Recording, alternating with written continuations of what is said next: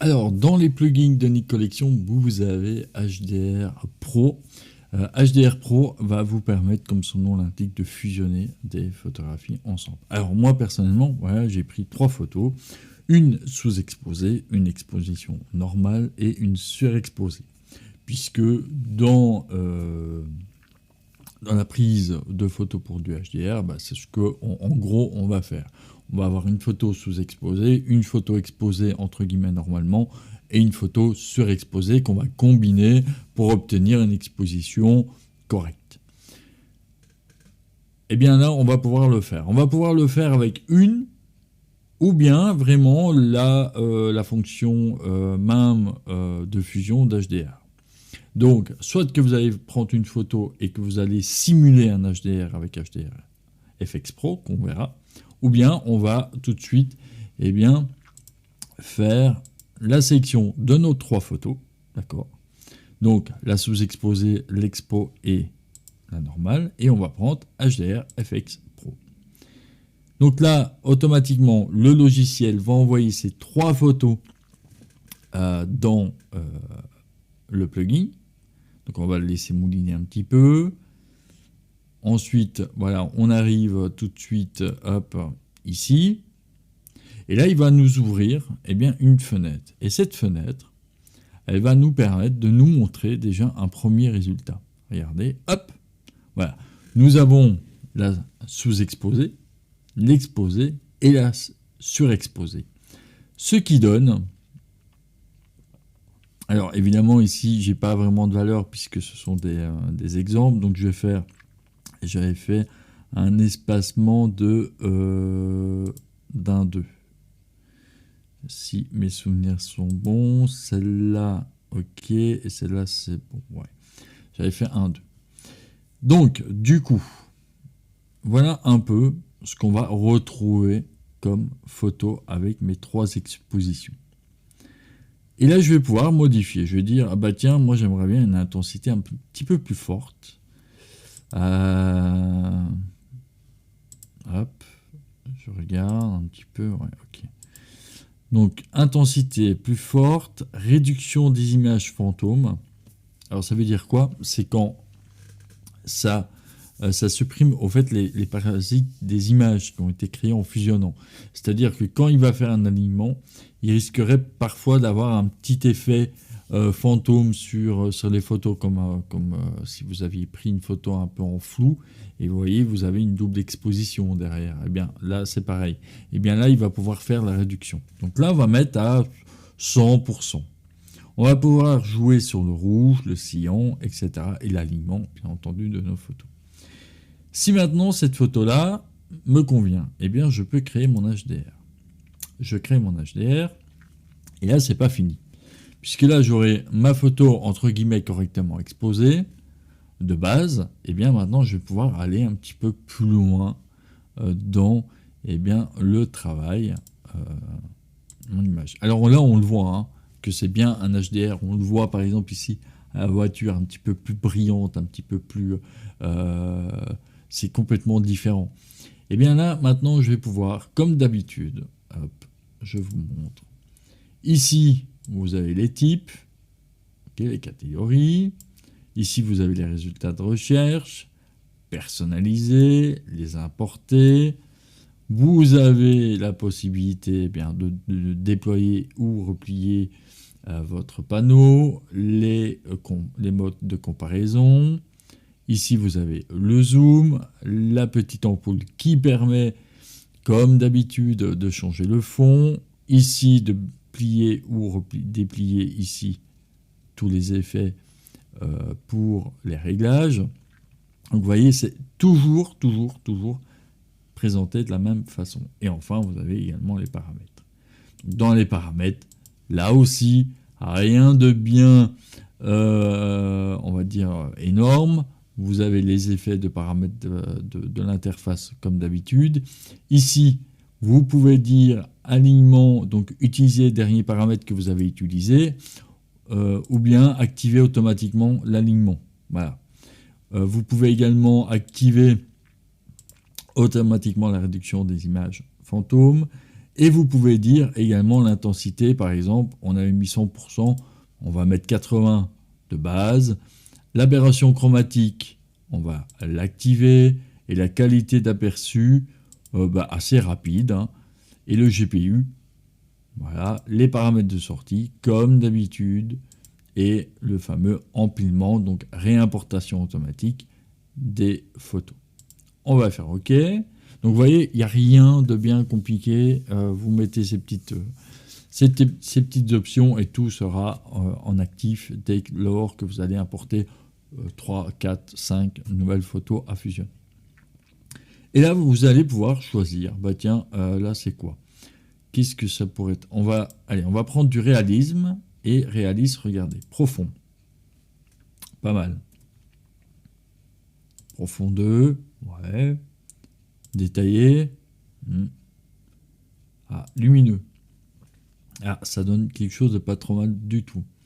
Quelque chose en noir et blanc, un peu réaliste sombre.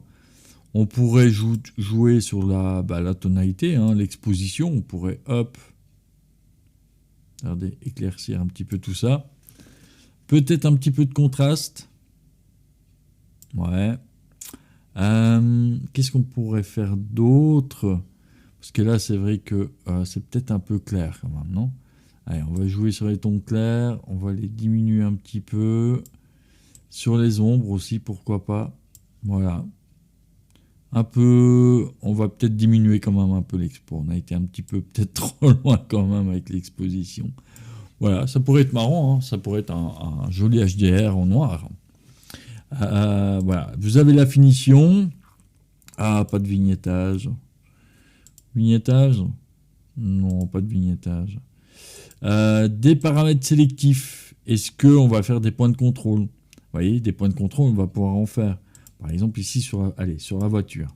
On va faire un point de contrôle sur la voiture. Donc, je vous rappelle... Maintenant, vous devez connaître, ici, ça nous indique la zone d'effet du point de contrôle. Donc, on va l'activer. Là, je suis sur la voiture, hein. C'est ce que je voulais, sur la voiture. Voilà, donc OK. Et maintenant, qu'est-ce que je vais pouvoir faire? Eh bien, je vais pouvoir jouer sur l'exposition de cette voiture. Sur la structure, donc les micro-contrastes, on va la booster un petit peu. La désaturation, la saturation, vous voyez, pourquoi pas, ça peut être marrant, ça pourrait être fun. Les contrastes, ouais, pourquoi pas. On va peut-être agrandir un petit peu la zone pour prendre la voiture. Voilà. Et vous voyez, on peut vraiment donner des effets comme ça assez sympas. C'est très rapide et très simple d'utilisation. Alors évidemment, vous avez la possibilité de choisir peut-être quelque chose de plus surréaliste. C'est ce qu'on voit souvent dans les HDR d'ailleurs. Par exemple, pâle et structuré. Vous voyez, ça c'est souvent, on va supprimer ce point de contrôle. On a souvent ce type maintenant voilà, qui fait un peu plus surréaliste dans les photos. Vous avez le sinistre, le dramatique, j'adore les noms. Vous avez fin de route, ça serait parfait pour cette image. Pour par exemple les artistiques, avec des structures un peu teintées, fin d'été, structurées. Donc vous voyez, vous avez énormément de possibilités. Vous avez la possibilité aussi de travailler sur la compression des tons. Ici, vous avez compression des tons, et ça, vous pouvez le faire. Donc, diminuer la compression ou augmenter la compression du HDR. Et ça donne cet effet un peu... je ne sais pas si vous avez déjà vu des HDR avec des styles d'halo autour des objets. Eh bien, ça, c'est la compression des tons. Vous avez la méthode d'HDR. Vous pouvez aller beaucoup plus loin. Donc, accentuer les détails, vous voyez. Vous pouvez aller dans le dramatique profond. Là, ça devient une catastrophe, mais vous pouvez faire du détail grunge, réaliste, accentué. Donc, vous voyez que vous pouvez jouer sur plusieurs petites choses qui vont, intensité soit de la méthode, vous voyez, là, voilà. Et là, on rentre carrément un petit peu dans la photographie HDR très poussée, style comics, bande dessinée. Et vous pouvez donner comme ça des effets à vos photos vraiment assez sympa. Donc, une fois que vous avez trouvé votre style, vous pouvez évidemment enregistrer tout ça. Vous avez les personnaliser. Donc là, il faut cliquer sur le petit plus. Attention, il n'y a pas de bouton enregistrer votre paramètre. Hop, je vais défaire tout ça là. Hop, ici, voilà, finition, point de contrôle. Vous voyez qu'ici, vous n'avez pas de petit bouton comme dans ColorFX ou FX. Pour enregistrer votre propre paramètre, il va falloir vous rendre tout simplement ici dans personnaliser et cliquer sur le petit bouton plus qui est ici. Si vous faites ça, eh bien automatiquement, hop, vous pouvez entrer donc HDR Comics et vous l'avez maintenant dans les personnalisés. Évidemment, vous allez pouvoir l'exporter et importer peut-être certains qu'on vous aura donné. Donc par exemple, vous dites tiens, moi je vais essayer paysage. Vous voyez, hop, je vais essayer tiens de graduer là, non ouais bon bof. Puis vous dites non, pour finir le mien, hop, était beaucoup mieux. Ensuite, il vous suffit tout simplement de faire enregistrer. La petite chose qui change, c'est tout simplement, on va prendre la photo expo uniquement. Et on va faire, hop, une collection, on va prendre le HDRFX. Et là, vous voyez, bon, ici, il me dit qu'il existe déjà, on va utiliser des noms uniques. Voilà. Et en fait, ce qui va se passer, c'est que là, je n'ai pas envoyé plusieurs photos à fusionner. J'ai envoyé qu'une seule image à faire. Eh bien, je vais pouvoir quand même le faire. C'est-à-dire que je vais pouvoir charger mon image et utiliser et faire un pseudo HDR. Hop, vous voyez, ça fonctionne, hein. Il n'y a aucun problème à ça. Je peux prendre donc soit plusieurs photos, les fusionner et en faire un HDR, un vrai HDR, ou bien prendre une seule et unique image et faire un pseudo HDR, puisque ça ne sera pas un vrai HDR, étant donné qu'il n'y aura pas eu une fusion de plusieurs images. Mais vous voyez que c'est tout à fait possible de le faire. Et là, ça fonctionne exactement de la même façon. Donc, HDR Pro, ça va vous permettre vraiment d'aller un petit peu plus loin dans la créativité de vos images.